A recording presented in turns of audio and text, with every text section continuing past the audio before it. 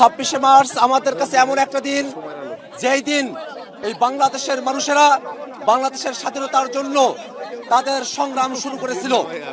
সেই 1971 সালে মানবিক মর্যাদা, সামাজিক সুবিচার এবং ন্যায় বিচারের স্বার্থে যে মুক্তিযুদ্ধ অনুষ্ঠিত হয়েছিল, তারপরে অর্ধ শতাব্দী গত হয়েছে। সময়ে সময়ে বাংলাদেশে ফেসিবাদ এবং স্বৈরাচারের আবির্ভাব হয়েছে। সেই স্বৈরাচার এবং ফেসিবাদের বিরুদ্ধে বাংলাদেশের জনগণ বারংবার জীবন দিয়েছে।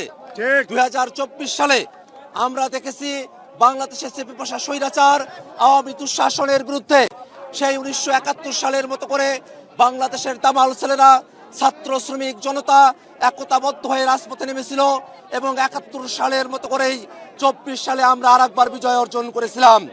আমরা জানি 47 আমাদের এই ভূখণ্ডের মানচিত্র এঁকে দিয়েছিল, 71 আমাদের স্বাধীনতা অর্জন করেছিল এবং 24-এর মধ্য দিয়ে আমরা নতুন বাংলাদেশের পথে অগ্রসর হওয়ার আমরা সুযোগ পেয়েছি। আজকে স্বাধীনতা দিবসে আমরা যেমন বীর শহীদদের আমরা স্মরণ করি, তেমনি ভাবে বীর শহীদদের আকাঙ্ক্ষিত গণতান্ত্রিক যে বাংলাদেশ, সেই বাংলাদেশ রক্ষার শপথ নিয়ে আমরা অগ্রসর হতে চাই। সেই শপথের জন্যই এই বাংলাদেশে জুলাই অভ্যুত্থান পরবর্তী সময়ে সংস্কারের জন্য গণভোট অনুষ্ঠিত হয়েছে। সেই গণভোটে বাংলাদেশের অধিকাংশ জনগণ তারা হ্যাঁ এর পক্ষে মতামত ব্যক্ত করেছেন, সংস্কারের পক্ষে তাদের মতামত জানিয়েছেন। আজকে স্বাধীনতা দিবসে সংস্কারকে বাস্তবায়নের আমরা আহ্বান জানাই। আমরা মনে করি স্বাধীনতা দিবস আমাদের কাছে বারংবার আসে, বিজয় দিবস আসে, জাতীয় দিবসগুলো আসে আমাদেরকে স্মরণ করিয়ে দেওয়ার জন্য যে আমাদের বীর সেনানীরা একটা গণতান্ত্রিক বাংলাদেশের জন্য তাদের জীবন উৎসর্গ করেছিল। এই বাংলাদেশের সংবিধান বিদ্যমান কাঠামোর মধ্য দিয়ে পরিপূর্ণ গণতান্ত্রিক ব্যবস্থা অর্জন করা সম্ভবপর নয়।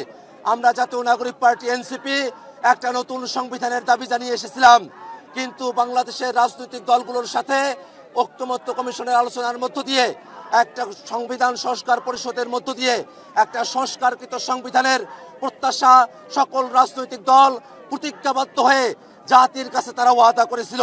কিন্তু আমরা এখন এসে দেখতে পাচ্ছি সেই কাঙ্ক্ষিত জুলাই সনদ, সেই গণভোটের রায় বর্তমান বাংলাদেশে বাস্তবায়ন করার ক্ষেত্রে টালবাহানা করা হচ্ছে। আমরা মনে করি জুলাই সনদের সঙ্গে প্রতারণা করা, গণভোটের সঙ্গে প্রতারণা করা, বাংলাদেশের জনগণের সঙ্গে প্রতারণা করা, স্বাধীনতার সাথে প্রতারণা করা, 24-এর সাথে প্রতারণা করা। বাংলাদেশের জনগণ কোনোভাবেই কোনো প্রতারণাকে বাংলাদেশে প্রশ্রয় দেবে না। আজকে এই স্বাধীনতা দিবসে সরকার দলের কাছে আমরা বিনীত কণ্ঠে আহ্বান জানাবো, স্বাধীনতার মূল মন্ত্রকে ধারণ করে গণতান্ত্রিক বাংলাদেশ বিনির্মাণের জন্য 24 অভ্যুত্থানের আকাঙ্ক্ষাকে লালন করে গণভোটের রায়কে বাস্তবায়ন করে বাংলাদেশকে একটি গণতান্ত্রিক স্থিতিশীল রাজনীতির দিকে অগ্রসর করার জন্য আপনাদের কাছে আমরা আহ্বান জানাই।